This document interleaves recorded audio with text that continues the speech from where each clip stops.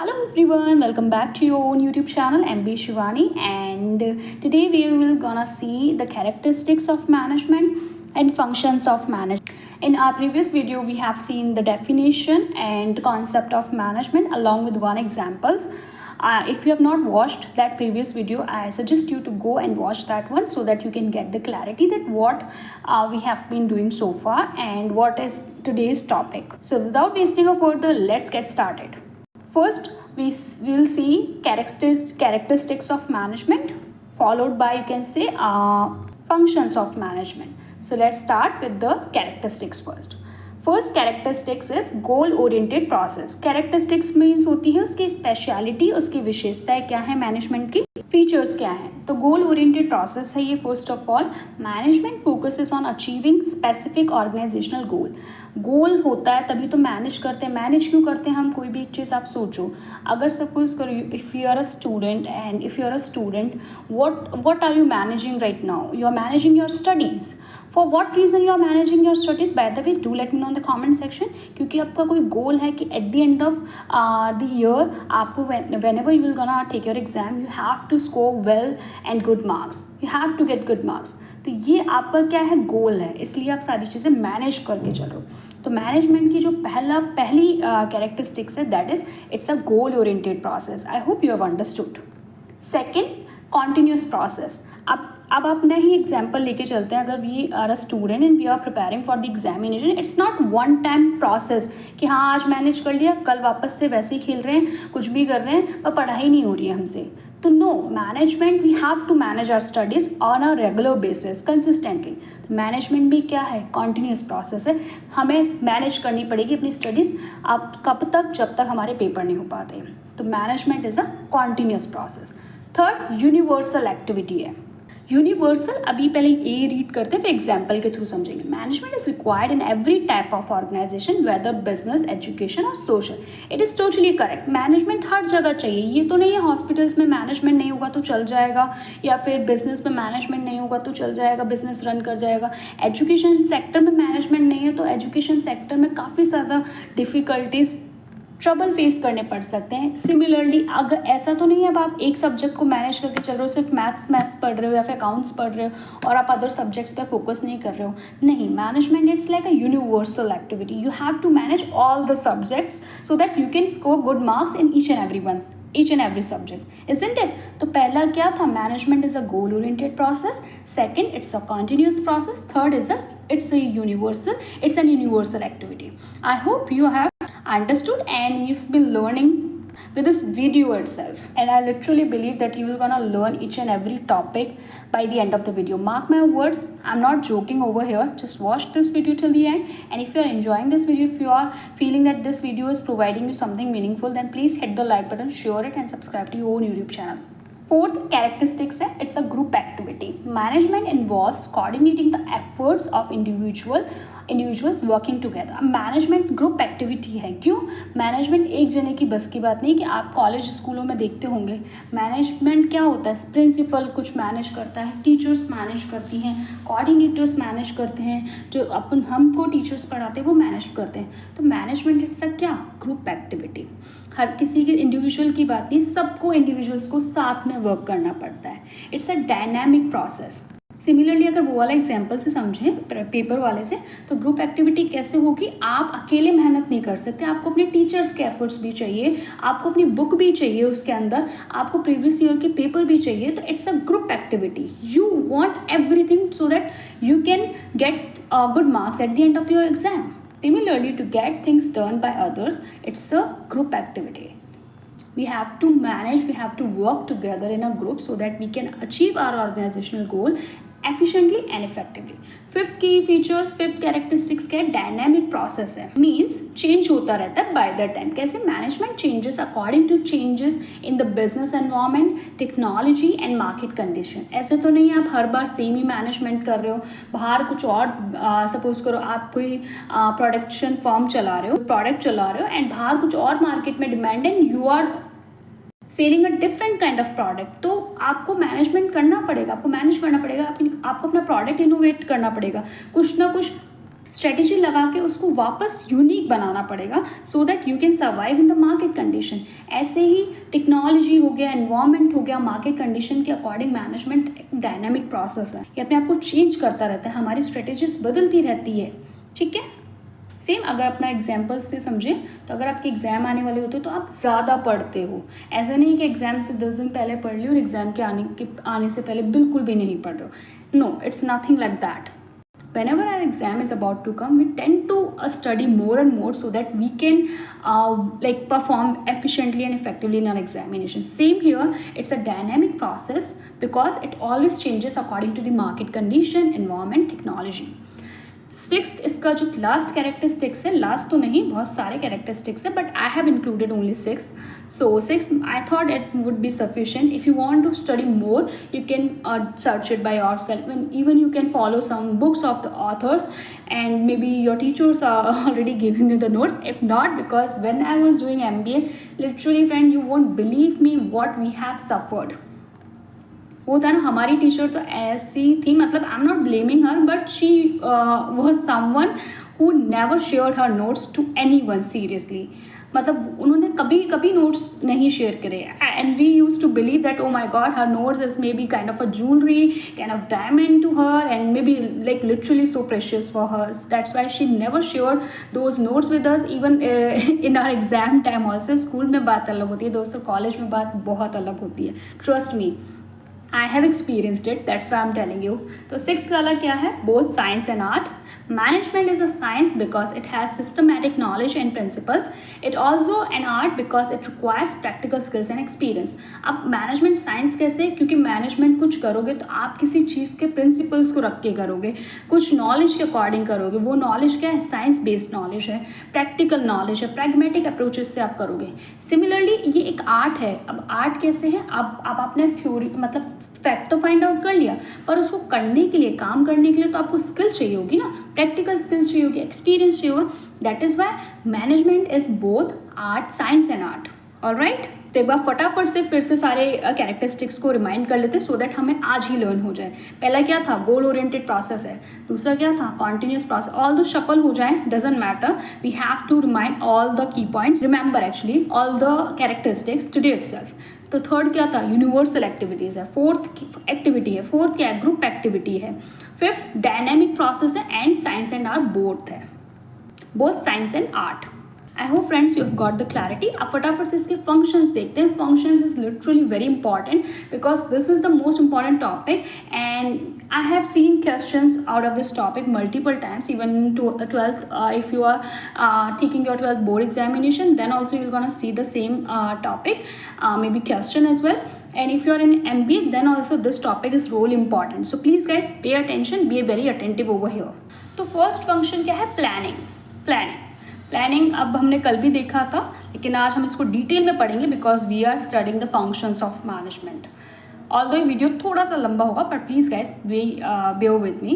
Planning means deciding in advance what to do, how to do it, when to do it, and who will do it. It bridges the gap between where the business is today and where it wants to be in future. By setting clear targets and mapping out the steps to reach them, planning gives direction to the entire organization and reduce the risk of uncertainty. अब मैं points मैंने highlight किए हैं इसके अंदर. Planning क्या है? Deciding in advance. क्या डिसाइड करता है? What to do, how to do, when to do, and who will gonna do anything, something. It bridges the gap को भरता है किस के? Business, where the business today and where it wants to be. अभी business कहाँ है और हम कहाँ चाहते हैं इसको लेके जाना.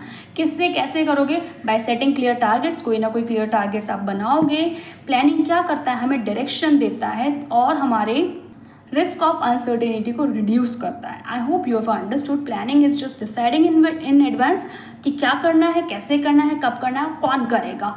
ये एक तरीके से हमारे बिजनेस का हमें एक over map, road map provide करता है कि हमें बिजनेस अभी कहाँ है और उसको कहाँ लेके जाना है, कैसे करेंगे. हम क्लियर टारगेट सेट्स करेंगे, डायरेक्शन करेंगे, और प्लानिंग हमें क्या देता है? बेसिकली डायरेक्शन प्रोवाइड करता है और रिस्क को रिड्यूस करता है, अनसर्टेनिटी को, फ्यूचर अनसर्टेनिटी को. ऑल्दो ये हार्डली पॉसिबल, बट फिर भी हम प्लानिंग करते हैं because it's crucial you can say. Second जो function है, I hope you have understood friends. If not, please let me know in the comment section. Second function क्या है? Organizing. Organizing क्या है? पहले पढ़ते हैं, पहले समझते हैं. पहले पढ़ते हैं फिर समझते हैं actually. Once the plan is ready, organizing sets up the structure to put it into action. This function involves identifying all the necessary tasks, grouping similar tasks into departments, and assigning duties to different employees. It also defines who reports to whom and allocates the physical and financial resources needed to get the work done. अब थोड़ा बहुत तो समझ में आया ही होगा basically. अब मैं बता देती हूँ थोड़ा सा हिंदी में. ऑर्गेनाइजिंग क्या है दोस्तों? जैसे ही प्लान हमारा रेडी होता है, ऑर्गेनाइजिंग आती है पिक्चर में. हम क्या करते हैं इसमें, हम आइडेंटिफाई करते हैं ऑल द जो नेसेसरी टास्क है हमारे, और फिर उनको ग्रुप कर देते हैं. Grouping similar task into departments, कि वो तो डिपार्टमेंट्स में डिवाइड कर देते हैं. और फिर जो डिपार्टमेंट वाइज लोग हैं, जो कि स्किल्ड लोग हैं, उनको उनके असाइन कर देते हैं ड्यूटीज़ टू डिफरेंट एम्प्लॉयज़, कि ये तुम्हारी ड्यूटी है, ये तुम्हारी ड्यूटी है. तो डेलीगेट्स करते हैं हम. जो सेम टास्क है उनको सेम डिपार्टमेंट में, जो अदर है उनको अदर डिपार्टमेंट्स में असाइनिंग करते हैं, ड्यूटीज़ को असाइन करते हैं. और इसमें ये पता चलता है ऑर्गेनाइजिंग में कि कौन किसको रिपोर्ट करेगा, which is role important, who reports to whom. आपको ये पॉइंट तो दिमाग में रख ही लेना है. और physical and financial resources needed to get the work done, ये है बेसिकली ऑर्गेनाइजिंग. प्लानिंग में हम प्लान करते हैं चीज़ों को, अनसर्टेनिटी को थोड़ा सा रिड्यूस करने के लिए. ऑर्गेनाइजिंग में हम टास्क को अलोकेट कर देते हैं डिपार्टमेंट वाइज. अब थर्ड फंक्शन आता है स्टाफिंग. स्टाफिंग नाम से ही थोड़ा बहुत तो समझ में आ रहा होगा. स्टाफ को भर्ती करना, लाइक हायर करना, रिक्रूट करना. तो देखते हैं फटाफट से क्या है. Staffing is the process of finding and placing the right person in the right job at the right time. Since an organisation can not run without human resources, this function deals with recruiting potential candidates, selecting the best talent, training them to improve their skills and deciding their salaries and promotion. Staffing basically क्या है? Process है. किस चीज़ का process है? Finding the right talent, right person for the right job at the right time. एक right person को right time पे राइट जॉब के लिए लाइक वो हायर करना, यही क्या है? फाइंड करना, यही क्या है? स्टाफिंग है. बिकॉज हमें पता है कि हमारा ऑर्गेनाइजेशन विदाउट ह्यूमन के रन नहीं कर सकता. हमें ह्यूमन चाहिए, ह्यूमन रिसोर्सेज चाहिए. It's really crucial, it's really essential. ये यही करता है, रिक्रूट करता है, सेलेक्ट करता है, ट्रेनिंग प्रोवाइड करता है, उनके इम्प्रूव करता है उनकी स्किल्स को, और उनकी सैलरी प्रमोशन सब कुछ किसके अंडर में आती है? स्टाफिंग के अंडर में आती है.